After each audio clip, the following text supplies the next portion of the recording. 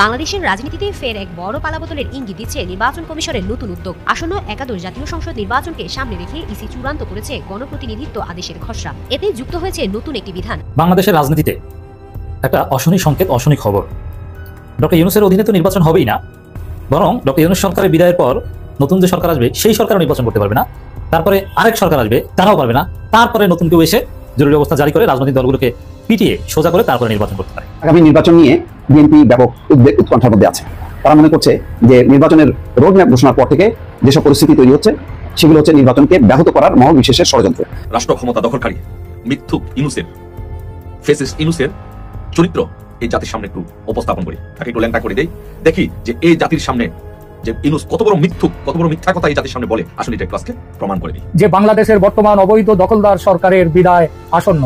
এটা কেবল সামান্য অপেক্ষার ব্যাপার মাত্র, তার বেশি কিছু নেই। আর এই বার্তা পাওয়ার সঙ্গে সঙ্গে বাংলাদেশের মানুষ আশায় বুক বাঁধতে শুরু করেছে।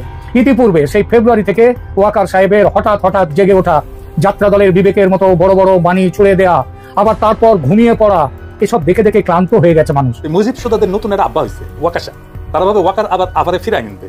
তো মুজিব সদাদের নতুন আব্বা ওয়াকাশা বাড়ি খাইছেন, বাড়ি ওয়াকাশা 3টা বাড়ি খাইছেন। বাতের রোগীর ব্যথার মতো আমাবস্যা পূর্ণিমায় ওনার আপা হাসিনার জন্য মন পোড়ায়, সাগায় ওঠে ব্যথা। আসসালামু আলাইকুম, নতুন একটি সংবাদে আপনাকে স্বাগতম। সাথে আছি আমি এইচ.এম. রুবেল। প্রিয় দর্শক, বেশ কয়েকটি গুরুত্বপূর্ণ ভিডিও নিয়ে হাজির হয়েছে আপনাদের সামনে, যার কিছু অংশ বিশেষ ইতিমধ্যে ভিডিওর শুরুতেই আপনারা দেখেছেন। দর্শক, ভিডিওর শুরুতেই আপনারা দেখে বুঝে গিয়েছেন আজকের ভিডিওটি কতটা গুরুত্বপূর্ণ হতে যাচ্ছে এবং কোন বিষয়টিকে ইঙ্গিত করছে। তাই সকল দর্শকদের অনুরোধ করবো একটা মুহূর্ত না টেনে সম্পূর্ণ ভিডিওটি মনোযোগ সহকারে দেখতে থাকুন, তাহলেই মূল বিষয়টি বুঝতে পারবেন। দর্শক, আমরা আজইরা কথা না বাড়িয়ে সরাসরি দেখে আসবো কাঙ্ক্ষিত সেই ভিডিওগুলো। তবে তার আগে বলবো, যারা প্রতিনিয়ত আপডেট খবর দেখতে চান তারা অবশ্যই আমাদের চ্যানেলটি সাবস্ক্রাইব করে পাশের বেল আইকন অন করে দিবেন পরবর্তী ভিডিওর আপডেট সবার আগে দেখার জন্য। যারা আগে থেকেই সাবস্ক্রাইব করে রেখেছেন তাদেরকে অসংখ্য ধন্যবাদ। দর্শক, আপনারা কে কোন জায়গা থেকে ভিডিওটি দেখছেন অবশ্যই কমেন্ট করে জানিয়ে দিবেন। চলুন দর্শক, ভিডিওটিতে আমরা একটি লাইক দিয়ে ধারাবাহিকভাবে সব ভিডিওর আলোচনা দেখে আসি। বাংলাদেশের রাজনীতিতে ফের এক বড় পালাবদলের ইঙ্গিত দিচ্ছে নির্বাচন কমিশনের নতুন উদ্যোগ। আসন্ন একাদশ জাতীয় সংসদ নির্বাচনকে সামনে রেখে ইসি চূড়ান্ত করেছে গণপ্রতিনিধিত্ব আদেশের খসড়া। এতে যুক্ত হয়েছে নতুন একটি বিধান। বাংলাদেশের রাজনীতিতে একটা অশনি সংকেত, অশনি খবর। ডক্টর ইউনূসের অধীনে তো নির্বাচন হবেই না, বরং ডক্টর ইউনূস সরকারের বিদায়ের পর নতুন যে সরকার আসবে সেই সরকারও নির্বাচন করতে পারবে না। তারপরে আরেক সরকার আসবে, তারাও পারবে না। তারপরে নতুন কেউ এসে জরুরি অবস্থা জারি করে রাজনৈতিক দলগুলোকে পিটিয়ে সোজা করে তারপরে নির্বাচন করতে পারে। আগামী নির্বাচন নিয়ে বিএনপি ব্যাপক উদ্বেগ উৎকণ্ঠার মধ্যে আছে। তারা মনে করছে যে নির্বাচনের রোডম্যাপ ঘোষণার পর থেকে যেসব পরিস্থিতি তৈরি হচ্ছে সেগুলো হচ্ছে নির্বাচনকে ব্যাহত করার মহল বিশেষের ষড়যন্ত্র। রাষ্ট্র ক্ষমতা দখলকারী মিথ্যুক ইউনূসের, ফেসিস্ট ইউনূসের চরিত্র এই জাতির সামনে একটু উপস্থাপন করি, তাকে একটু ল্যাংটা করে দেই, দেখি যে এই জাতির সামনে যে ইউনূস কত বড় মিথ্যুক, কত বড় মিথ্যা কথা এই জাতির সামনে বলে। আসলে এটা ক্লাসকে প্রমাণ করে দিই যে বাংলাদেশের বর্তমান অবৈধ দখলদার সরকারের বিদায় আসন্ন। এটা কেবল সামান্য অপেক্ষার ব্যাপার মাত্র, তার বেশি কিছু নেই। আর এই বার্তা পাওয়ার সঙ্গে সঙ্গে বাংলাদেশের মানুষ আশায় বুক বাঁধতে শুরু করেছে।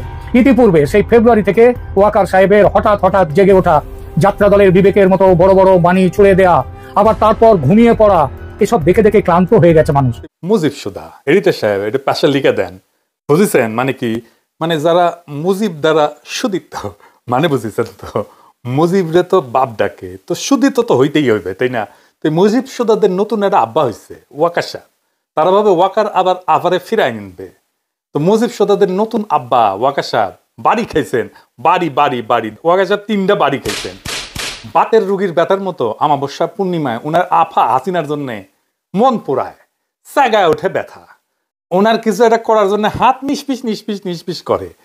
গতকাল হাত নিষ্পিস করতেছিল, তো 3টা প্ল্যান করেছিল। সে প্ল্যান করেছিল প্রধান বিচারপতিরা তত্ত্বাবধায়ক সরকারের বিধান বাতিলের যে রায় আছে ওইটা বাতিল করার অনুরোধ করবে, আর কইবে আপনি তত্ত্বাবধায়ক সরকারের প্রধান হন। এরপরে কি হয়েছে সেটাই আসতেছি, কিন্তু তার আগে আর একটা গুরুত্বপূর্ণ ঘটনার কথা কয়ে নি, এটা হয়তো আপনারা অনেকেই জানেন না, তাইলে মিলাইতে পারবেন সবকিছু। ওয়াকারের শয়তানিগুলা কি সেই ঘটনা ছিল? ওয়াকার সাহেব এর আগে সাবেক সিসি হাবিবুল আহলের সাথে দেখা করিয়া তারা তত্ত্বাবধায়ক সরকারের প্রধান হওয়ার রিকোয়েস্ট করেছিল। তারপরে হয়েছে অ্যারেস্ট, জেনে গেছে সবাই। পাবলিকের নগদে জুতার বাড়ি দিয়া জুতার মালা পড়াইছিল হুদারে। যাই হোক, কি কইছিল ওয়াকার প্রধান বিচারপতিরে? এই তত্ত্বাবধায়ক সরকারের বিধান বাতিলের রায় ঘোষণার পর মুহূর্ত থেকে তত্ত্বাবধায়ক সরকারের বিধান চালু করার দাবি নিয়ে গুলশানে প্রধান বিচারপতির ব্যক্তিগত বাসায় যায় ধর্ণা দিচ্ছে গতকাল। তো আমাদের প্রধান বিচারপতি কে জানেন? তো আমার মনে হয় আজকের তরুণরা জানেন না ওনার পারিবারিক পরিচয়। ওনার বাবা ছিলেন অত্যন্ত সম্মানিত একজন আইনজীবী, একসময় তিনি অ্যাটর্নি জেনারেল ছিলেন, 2টা তত্ত্বাবধায়ক সরকারের উপদেষ্টা ছিলেন। এরশাদের বিরুদ্ধে গণতন্ত্রের লড়াইয়ে ওনার আব্বা ছিলেন আমাদের অন্যতম প্রধান মাথার উপরে ছাতা। তো ওনার আব্বা মানে আমাদের প্রধান বিচারপতির আব্বা ইশতিয়াক আহমেদ সাহেব, উনি কিন্তু লন্ডন স্কুল অফ ইকোনমিক্সে পড়েছেন, আবার ওকালতি করেছেন। আবার প্রধান বিচারপতির মা একজন জাদরেল অধ্যাপক ছিলেন ইসলামের ইতিহাসে ঢাকা বিশ্ববিদ্যালয়ের, প্রফেসর সুফিয়া আহমেদ। উনি বাংলাদেশের প্রথম মহিলা জাতীয় অধ্যাপক। আর ইনি মানে আমাদের প্রধান বিচারপতি, উনি আইনশাস্ত্রে অক্সফোর্ড ইউনিভার্সিটি থেকে BA MA করছেন এবং যুক্তরাষ্ট্রের টাফটস ইউনিভার্সিটির Fletcher school of law and diplomacy থেকে 2nd পোস্ট গ্রাজুয়েশন এবং PhD ডিগ্রি করছেন। তো এইরকম একটা পাবলিকের কাছে ওয়াকার গেছে এই প্রস্তাব নিয়ে, ব্যাককল তো গাছে ধরে। তো প্রধান বিচারপতি পত্র পাঠে তারা বিদায় করে দিছে খুনি হাসিনার আশীর্বাদ পুষ্ট তার পরিবারের সদস্য, তার বোনের জামাই এই জেনারেলকে। আওয়ামী লীগ তত্ত্বাবধায়ক সরকার ব্যবস্থা পুরোপুরি ধ্বংস করে বাতিল করে দিছিল। বিএনপি ক্ষমতাসীন থাকাকালে একই ছলচাতুরি করিয়া নিজেদের সাথে এই তত্ত্বাবধায়ক সরকারের আইন ব্যবহার করতে চাইছে। 111 তো এমনি এমনি হয় নাই। বিএনপি নিজেদের পছন্দ মতো তত্ত্বাবধায়ক সরকারের প্রধান বানাইতে গেছিল, এটা আওয়ামী লীগ মানে নাই, মানার কথাও না। এই জন্য কিন্তু 111 ঘটতে পারছিল, এটা কিন্তু বিএনপির দোষ আছে।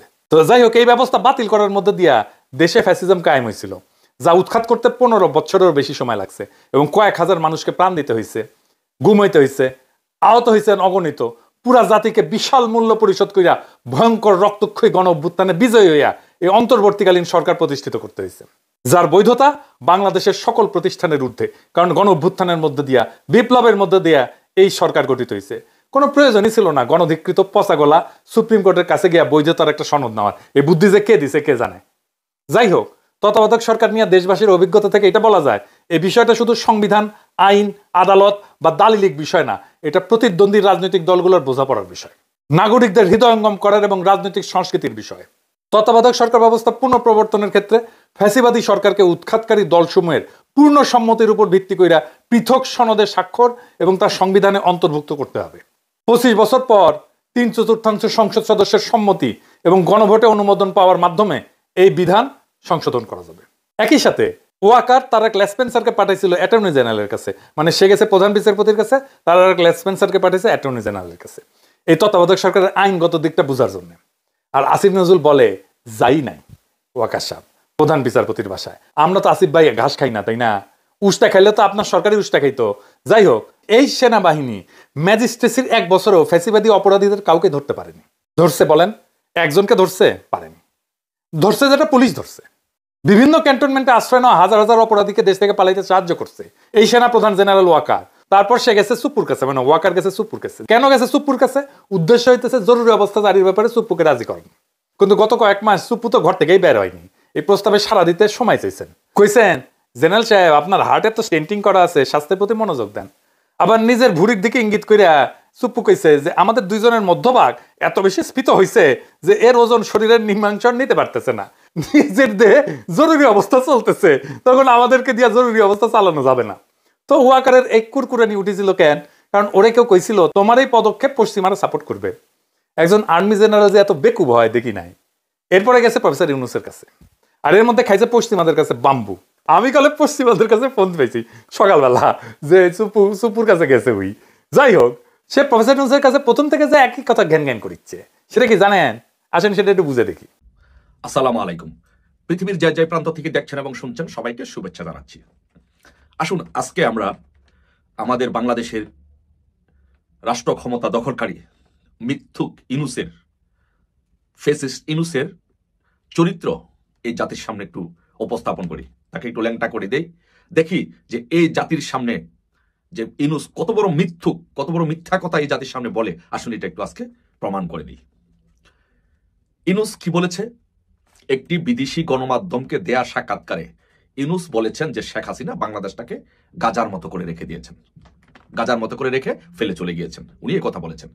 তো এখন আমার প্রশ্ন হলো যে গাজাতে কি ঘটেছিল? গাজাতে মানে হচ্ছে ইসরায়েল গাজাকে একদম পুরো ধ্বংস করে দিয়েছে। তো তার মানে সে বুঝাতে চাচ্ছে যে গাজা যেরকম একটা বিধ্বস্ত, বাংলাদেশকে শেখ হাসিনা এরকম বিধ্বস্ত ধ্বংসস্তূপের মধ্যে রেখে চলে গিয়েছেন। তো সে কতটুকু মিথ্যা কথা বলেছে এই দেশ ও জাতির সামনে এবং বিদেশি গণমাধ্যমে, পৃথিবীর সামনে সে বাংলাদেশটাকে কত খাটো করে উপস্থাপন করার চেষ্টা করেছে এবং শেখ হাসিনাকে কত নিচে নামানোর চেষ্টা করেছে।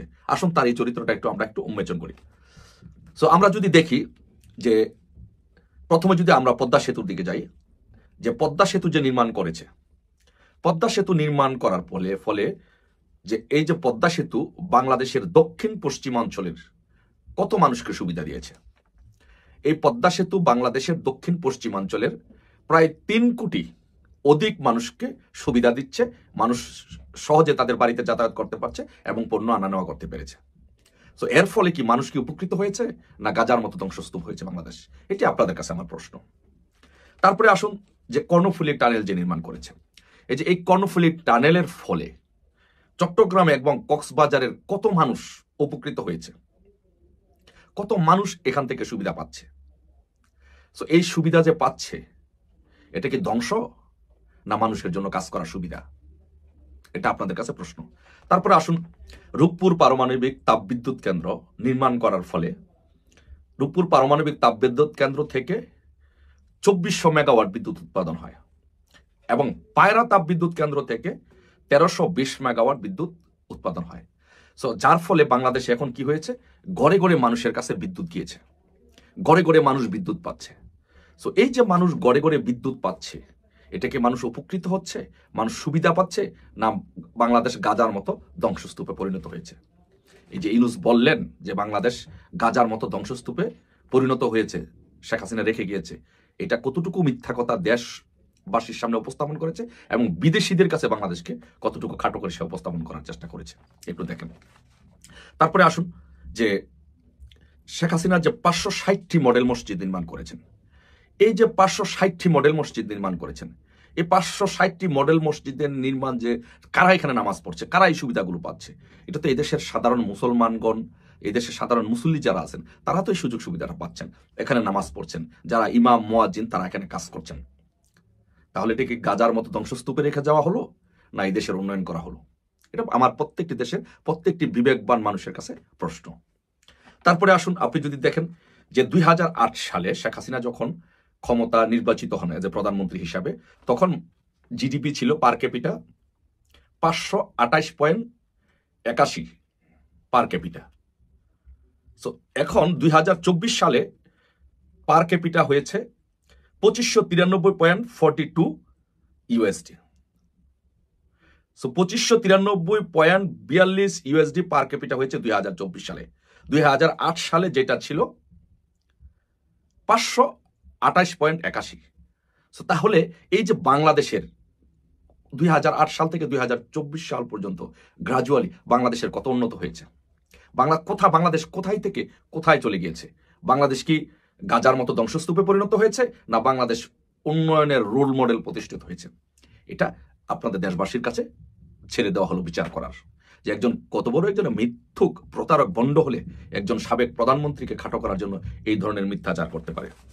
দর্শক এতক্ষণ সাথে থাকার জন্য অসংখ্য ধন্যবাদ। ইতিমধ্যে আপনারা ভিডিওর আলোচনা দেখে বুঝতে পেরেছেন আজকের ভিডিওটি কতটা গুরুত্বপূর্ণ। এই বিষয় নিয়ে আপনাদের মূল্যবান মন্তব্য অবশ্যই কমেন্ট করে জানিয়ে দিবেন। নতুন নতুন খবর পেতে আমাদের চ্যানেলে নতুন একজন সদস্য হওয়ার অনুরোধ রইল। পরবর্তী আপডেট খবর পেতে আমাদের ইউটিউব চ্যানেলটি সাবস্ক্রাইব করে রাখবেন। দর্শক আজকের জন্য এতটুকুই ভিডিও ছিল, আর পরবর্তী ভিডিও পেতে আমাদের সঙ্গেই থাকুন। আল্লাহ হাফেজ।